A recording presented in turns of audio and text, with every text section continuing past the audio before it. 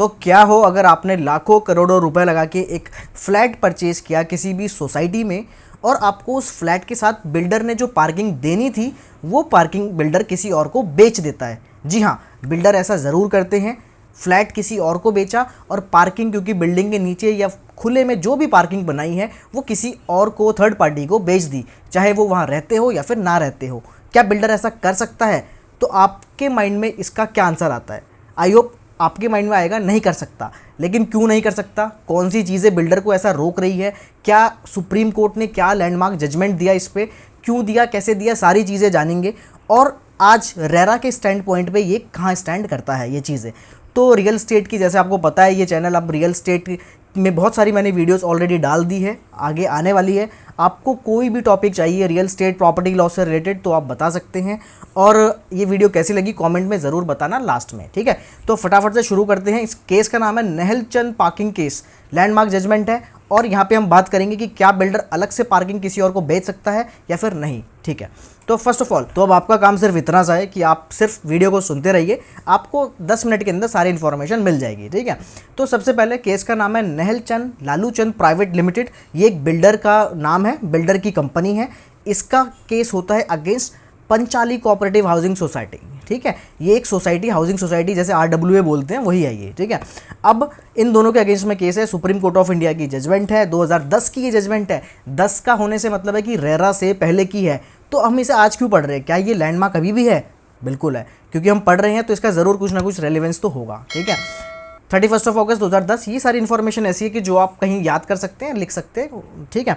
अब हम सबसे पहले जानते हैं कि ये पार्किंग, ये मुद्दा क्या था। मुद्दा सिर्फ इतना सा था कि देखो बैकग्राउंड क्या है इस चीज़ का, कि बिल्डर ने रेजिडेंशियल बिल्डिंग बनाई, ठीक है, फ्लैट परचेजर को बेचे, लेकिन जो बिल्डर के पास जो उसने पार्किंग बनाई, स्टिल्ट पार्किंग बनाई, वो बिल्डर ने उसमें अपनी ओनरशिप क्लेम करी कि देखो मैंने सिर्फ तुम्हें फ्लैट बेचा है, 1200 स्क्वायर फीट, 1400 स्क्वायर फीट, जो भी होगा ये बेचा है। नीचे जो पार्किंग है उसकी कहीं भी आपने रजिस्ट्री नहीं करवाई है, उसकी आपने सरकार को स्टैम्प ड्यूटी भी नहीं दी है।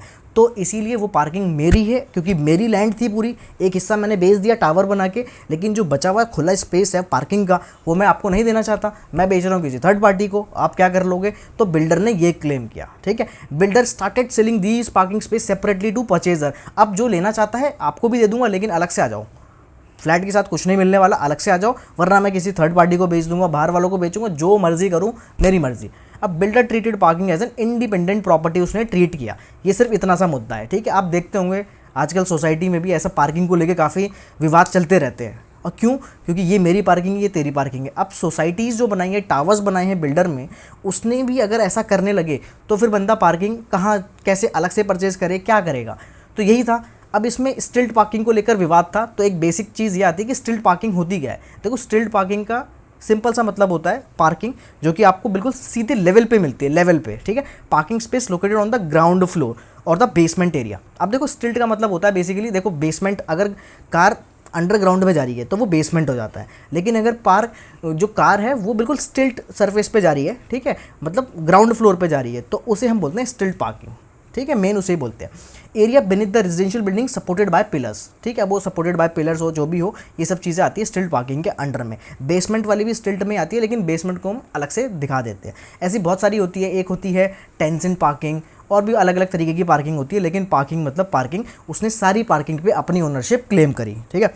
अब इसमें इसकी क्या कैरेक्टरिस्टिक है स्टिल्ट पार्किंग की, कि कवर्ड एरिया होगा, कॉमन एक्सेस होगा, और use by residents for parking vehicle होगा।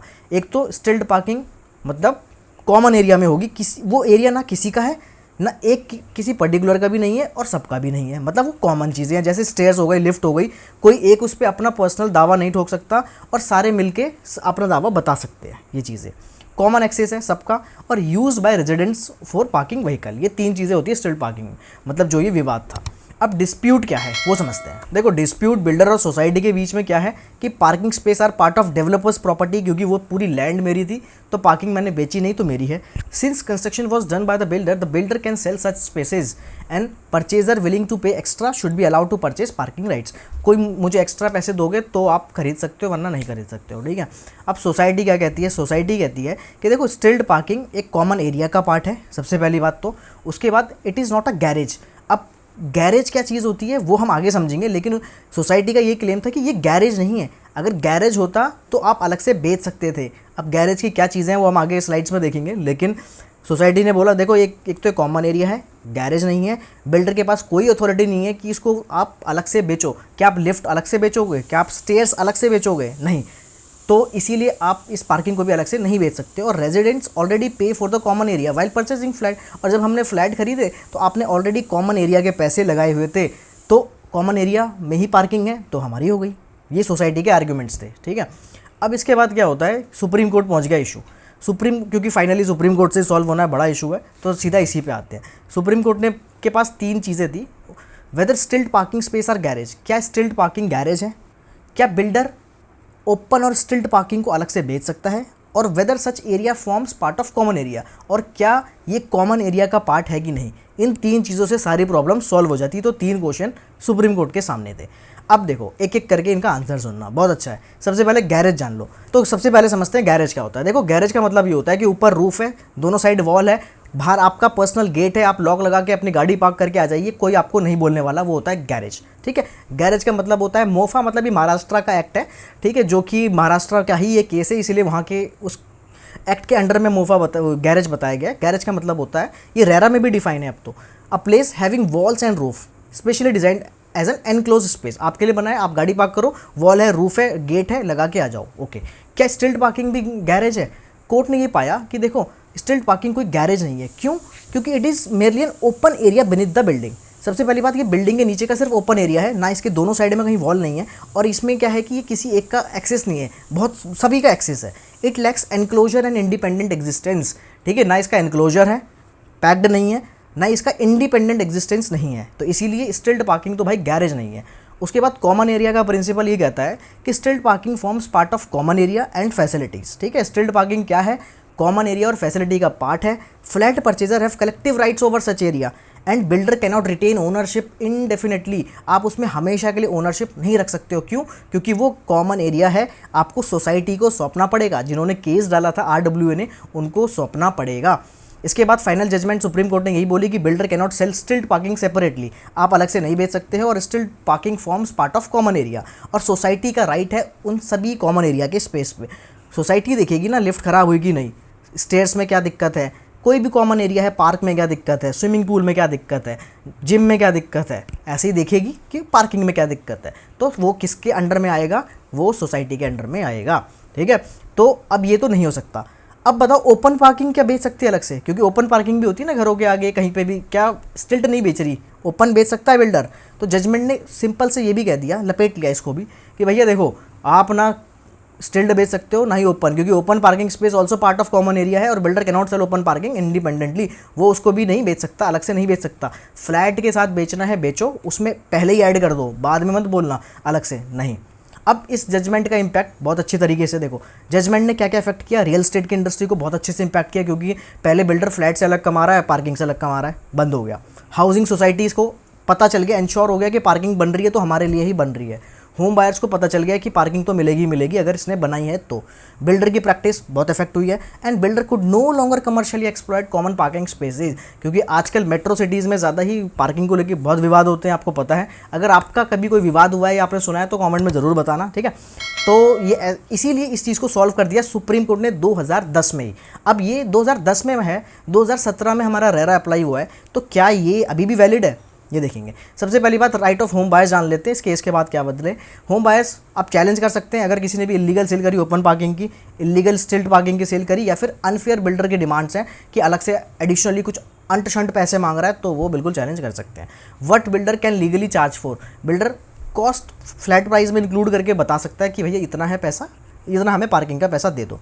Charges permitted under applicable law ले सकता है, बट वो किसी को भी अलग से पार्किंग नहीं बेच सकता कि आपने एक अलग से एग्रीमेंट कर लिया पार्किंग का, नहीं भाई नहीं कर सकता, बेचने का एग्रीमेंट नहीं कर सकता, ठीक है। इसीलिए कभी भी आप देखोगे ना बिल्डर बायर एग्रीमेंट, उसमें भी लिखा रहेगा right to use one parking space, sale नहीं है, आप बेच ही नहीं सकते हो, आप सिर्फ राइट टू यूज़ दे सकते हो, और अब वो आपको देना ही पड़ेगा, समझ रहे हो। अगर आपके पास सोसाइटी में आप रहते हो, आपके पास खुद का फ्लैट है, आज ही चेक करो उस BBA को, ठीक है, उसमें राइट टू यूज़ लिखा रहेगा, कभी राइट टू सेल नहीं लिखा रहेगा।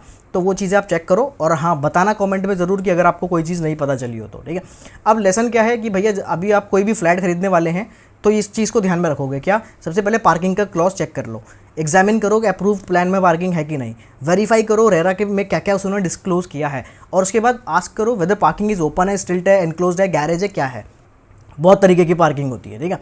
अब प्रिजर्व करो सारी रिसीट्स एग्रीमेंट्स, वो तो आपको करना ही है, ये तो बहुत बेसिक चीज़ है। उसके बाद क्या सीखा, स्टिल्ट पार्किंग, कोई गैरेज नहीं है। Open parking is a part of common area, builder can not sell common parking separately, housing societies का ही राइट है कॉमन फैसिलिटीज़ पे। एंड नेहल चंद की जजमेंट ने क्या स्ट्रेंथन किया, कंज्यूमर राइट, एंड कटेल किया unfair practice of developers. It remains one of the most significant judgement protecting home buyers from illegal parking charges. Okay, Nehal Chand की जजमेंट ने ये सारी चीज़ें तो क्लियर कर दी। अब भाई नेहल चंद की जजमेंट बताओ वैलिड है कि नहीं, रेलिवेंसी आफ्टर रेरा क्या है इसका, ये एडिशनली मैं लाया हूँ। यस, रेलिवेंसी है, बिल्कुल है। क्यों है समझते हैं।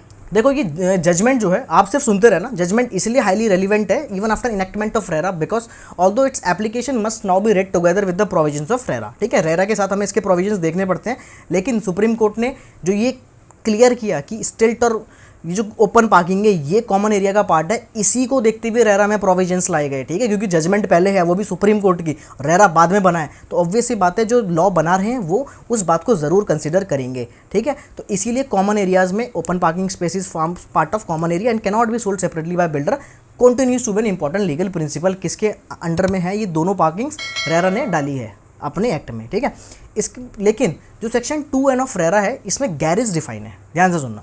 अब गैरेज इसमें डिफाइन है, गैरेज को क्या अलग से बेच सकते हैं, बिल्कुल बेच सकते हैं। गैरेज ध्यान से सुनो, देखो मैं पढ़ता हूँ, is specifically define as a place having a roof wall on 3 sides meant for parking. Therefore, a builder may sell an enclosed garage separately provided it satisfies the statutory definition. satisfy कर रहा है, अलग से बेच सकते हो। क्यों? क्योंकि देखो किसी ने 5 करोड़ की गाड़ी ली, किसी ने लैम्बोर्गिनी ली, उसको नहीं खड़ी करनी भाई सबके साथ में। कोई स्क्रैच मार रहा है, कोई फोटो खिंचा रहे हैं 10 लोग उसके सामने, तो उसे नहीं खड़ी करनी, उसको चाहिए गैरेज। जो 5 करोड़ की कार ले सकता है वो गैरेज भी ले सकता है, चाहे वो 50 लाख का हो या 1 करोड़ का हो। अब उसने अलग से गैरेज ले लिया, गैरेज में अपनी गाड़ी खड़ी करेगा, लॉक करेगा, खत्म, किसी से कोई मतलब नहीं है। तो क्या गैरेज अलग से बेच सकते हैं? हाँ बिल्कुल, एनक्लोज स्पेस उसी के लिए स्पेसिफिकली बनाया है भाई, वो तो बेच सकते हैं। Therefore builder may sell an enclosed garage separately provided it satisfies the statutory definition. On the other hand open parking and still parking space generally continues to be treated as common area and the reasoning of Nehal Chand judgement remains persuasive in such cases. ठीक है, तो हमने क्या सीखा इससे कि देखो भैया ओपन भी नहीं बिकेगी, कवर्ड भी नहीं बिकेगी अलग से, लेकिन अगर गैरेज बनाया है 2N में जो डिफाइन है गैरेज, चारों साइड से कवर, आपका पर्टिकुलर गेट, सब कुछ चीज़ें, तो वो बिल्डर बेच सकता है। उसके अलावा कोई भी चीज़ें अलग से नहीं बेच सकता है। उसको अपने एग्रीमेंट में लिखना पड़ेगा कि उसने पार्किंग बनाई है, वो आपको राइट टू यूज़ दे रहा है, और उस राइट टू यूज़ के वो कितने पैसे ले रहा है पहले डिफाइन करेगा। ठीक है, बाद में वो नहीं बोल सकता। Okay, this is clear. तो अगर उसने पहले नहीं दी है तो बाद में आप क्लेम मत करना बिल्डर से कि मुझे पार्किंग नहीं मिली। इसलिए सारी चीज़ें ध्यान से सुनना। तो इस चैनल पे ऐसे ही सबके राइट्स यहाँ पे बताए जाते हैं, रेरा से रिलेटेड, प्रॉपर्टी लॉ से रिलेटेड। तो आपको ये वीडियो कैसी लगी कमेंट में ज़रूर बताना, शेयर ज़रूर करना, क्योंकि इससे मोटिवेशन मिलता है, पता चलता है कि हाँ भाई कितने लोग कमेंट कर रहे हैं, कितने देख रहे हैं, किसको पसंद आ रही है किसको नहीं। तो ऐसे ही वीडियोज़ के लिए बने रहिए एंड मिलते हैं नेक्स्ट वीडियो में। Till then bye bye.